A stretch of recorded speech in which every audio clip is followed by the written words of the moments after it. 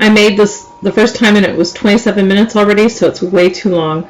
Okay, I wanted to go over, and I won't play part of this video. I'll leave a link so that you can watch it yourself, and I'll leave links to all the sites and blogs and news articles that I'm going to show you. But I'm just going to review and recap quickly. Okay, this is a video that came out 2.5 years ago from National Science Foundation, and it's showing the two inventors that developed the electronic tattoo. Okay, so it can store a wealth of information, and especially healthcare information. Everybody's from, okay, when I was young, we didn't even have ATM cards when I was a kid. Then it went to paper, you know, to ATM, to now you can even do transactions over your iPhone, you know, just electronically by touching buttons. All right, now they've developed and they've perfected these electronic tattoos. Now, some people might not want to wear, you know, a tattoo even if it's gold or underneath your wrist where it's not sightly, you know. But Bank of America, I'm sorry, Wells Fargo, correction, this article came out in the summertime, and they're working on biometric authentication systems with online apps like your computer. Like I'm looking at the camera right now, they would have, they're getting in place something that, like, they can have a retina reader look through the camera at you and make sure that it's you, you know, doing things with your money.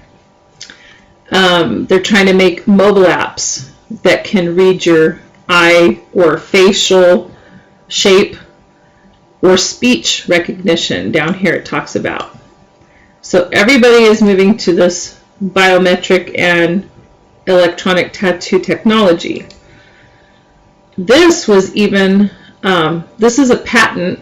You can find patents online. This is US patents from 96 to 99, and this is a patent for characteristics about the scanned tattoos are compared to characteristics about other tattoos shown on a computer database in order to verify the identity of the buyer. Once verified, the seller may be authorized to debit the buyer's electronic bank account in order to consummate the transaction. The seller's electronic bank account may similarly be updated. It's showing a patent for the very thing, like a barcode or a tattoo on the person's arm. And it's Nevada Corporate or Luck Holdings Inc. And they also have corporate offices in Asia. All right, DMV. Everybody's heard about the Real ID Act. If you haven't, they're trying to push for a national ID that will have many things on here. A lot, you know, they've got multiple layers of print and stamps and pictures and so forth, but I believe there's a chip in here. There's a chip in this card. Eventually it's just going to go from here to, you know, on your body so that you can't lose it. The Real ID is to launch in 2016. Truthandmedia.com. TSA will force airline passengers and train riders to show national ID before flying. So there's already 19 states in the United States that use this. It says the Real ID is set to launch in airports across the United States starting in January 2016. I haven't flown in a while, so I don't know, but supposedly you either have to have a Real ID or a Real ID passport. Okay, back here, this is a IB Times. Oh, I'm sorry, there's a commercial. This was actually just put out like 5 months ago about tattoos that can track your health data. So young people, maybe even old people that don't mind, they don't really care about this RFID tattoo. Okay, But this is saying that it can hold a wealth of information. It's not clunky. You don't have to, it can even, says here, fetch information about early signs of fever, vital signs, and heart rates. You can even carry your bank information on your skin, such as a credit card or your ID details, even the real ID, right? Eventually, they're using invisible radio tattoos for soldiers, could identify soldiers. So this company, Somark Innovations, announced biocompatible RFID ink, which can be used to tattoo cattle and laboratory rats and can be read through animal hair. They've been using this for cattle to keep track of cattle, and in laboratory rats to see its effectiveness and its effects. It might even be used on humans eventually. They're warning us. This was January 19, 2007. This is a passive RFID technology. It's not a bulky RFID chip like the VeriChip, but contains no metals. The tattoos themselves can be colored or invisible. Invisible. All right. It says it creates a biocompatible ink tattoo with chipless RFID functionality. The RFID ink tattoo does not require a line of sight to be read, as is the case with the RFID device or barcode. It doesn't have to be like right there on it, like at the store. RFID ink tattoos also solve the annoying problem of ear tag retentions for like the cattle, and it's cheaper. Okay, humans next. It says Somark Innovations co-founder Mark Piedanowski noted that the RFID ink is fully biocompatible and was safe for use in humans. He noted that RFID ink tattoos could be used to track and rescue soldiers. It could help identify friends or foes, prevent friendly fire, and help save soldiers. Okay, readers should note that VeriChip tags for patients are FDA approved, and VeriChip tags have been proposed for immigrants. This technology reminds me of the spray-on conductive wire. This is some kind of movie. All right, cutting edge technology. Here they show you a picture. This is technobelgy.com. It shows you RFID ink tattoos for cattle, and then it says people. All right, so it's the same thing. It's saying the same thing, and this was put out, I don't know when, 2007. Oh, I just closed one. Here's the one I accidentally closed. This is informationweek.com, and this is from 2007 as well. Invisible RFID ink, safe for cattle and people, company says. So it's repeating the same thing. It says that the process developed by Somark involves a geometric array, so it's a pattern of micro needles, so a bunch of micro needles, and a reusable applicator with one-time use ink capsule. Piedanowski said it takes 5 to 10 seconds to stamp or tattoo an animal. Keep in mind, it's a geometric array of micro needles, and it takes 5 to 10 seconds to stamp. Remember that word, because we're going to look at scripture in a minute. Okay, no need to remove the hair. The ink remains in the dermal layer, and a reader can detect it from 4 feet away. All right, if I go back to the page I just closed, this is how I came across this information when somebody was talking about the Wells Fargo biometric technology that they're getting ready to roll out. I came across this blog from March 2014 posted by Curtis D. Ward. Invisible RFID tattoo plan for humans. This is it. When it gets to this point, well, even if it gets to a, tattoo, besides the big bulky chip that they've been using, do not take it. This is it. This is the mark of the beast. Okay, while many of us are sweating over the concept of chips being implanted in humans, another company was working on an invisible ink with which to tattoo both humans and animals. We saw how they mentioned humans, in a couple of those articles. Why would they mention that? So Mark Innovations has successfully developed a chipless, biocompatible RFID and has tested its product on cattle and laboratory rats using microneedles and an ink capsule. The skin is tattooed with an invisible ink. Although the tattoo can't be seen by the human eye, it is so it's not going to be. It won't be. Some people might not want a tattoo and have it visible. This is not going to be visible. Although the tattoo can't be seen by the human eye, it can be presently detected as far away as 4 feet.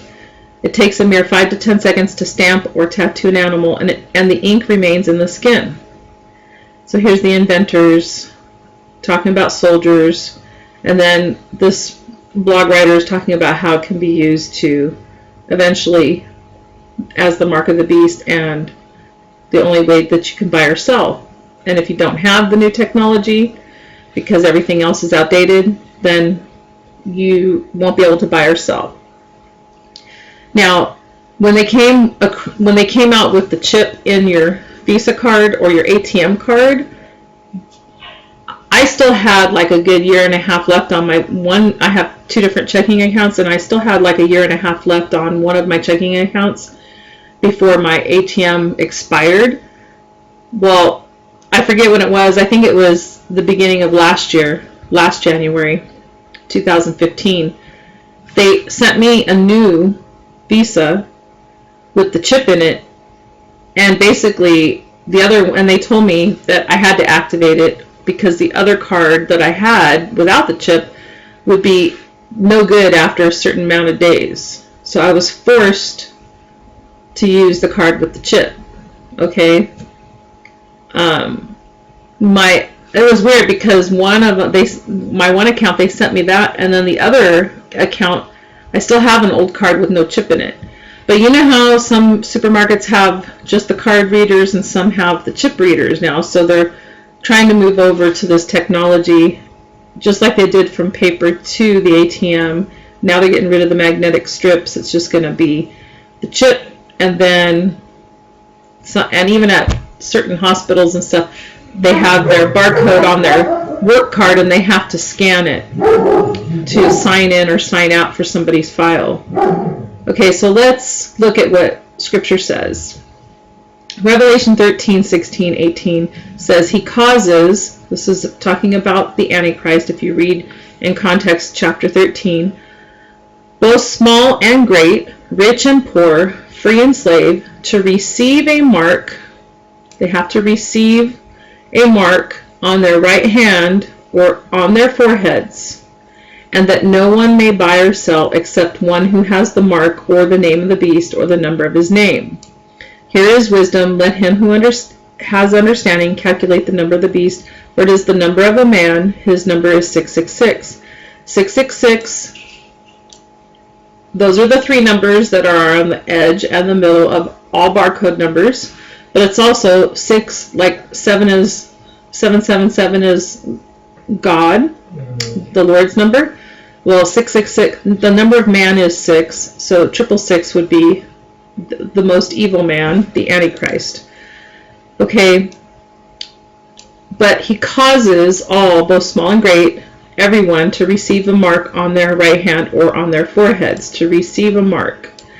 Now, I have a friend that's a Seventh-day Adventist, and she believes that the mark of the beast is not a literal mark, that it's just the Sunday law, so that if you worship on Sunday rather than the true Sabbath on Saturday, that when the Antichrist comes around, he's going to cause everyone to worship on Sunday. You won't be allowed to worship on Saturday, and if you follow that rule, you're receiving the mark of the beast.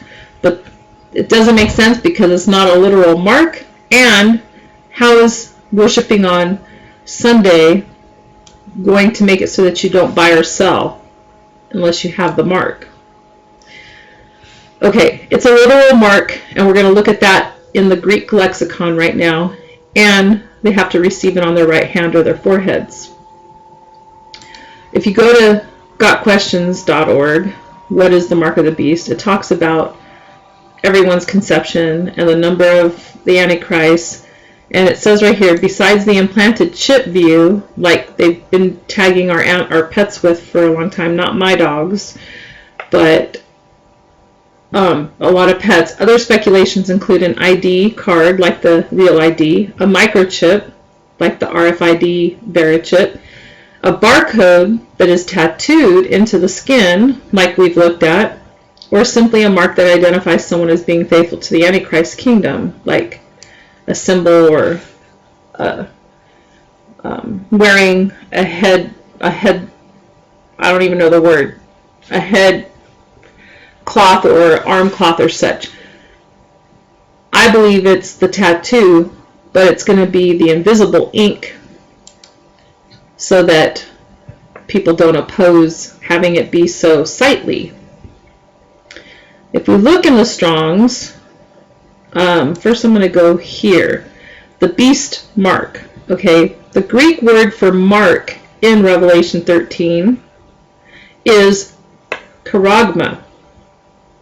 It was the technical term for the Roman imperial stamp that appeared at various documents. So it's a literal stamp.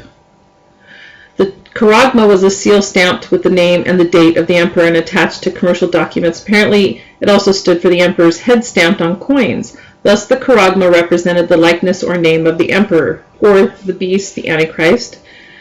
The charagma was also a type of brand. So it branded. It denoted legal tender or legal documents, as well as exonerating or honoring the person whose picture was on it. But you can see it's charagma. So if we go here to the Strong's Greek lexicon, and I need to back up, there's all these different results for the word mark. Some of them have to do with laughter. Some have to do with Marcus, Mark, the name. Okay. Some have to do with like marking a boundary. Okay. Or to distinguish, like mark the one that you want to keep. So there's all these different ones that there's different meanings for the word mark. But when we come down here to charagma, from the same number as 5482, and I'll go forward and show that to you, a scratch or etching, a stamp as a badge of servitude. So it's like a brand, okay?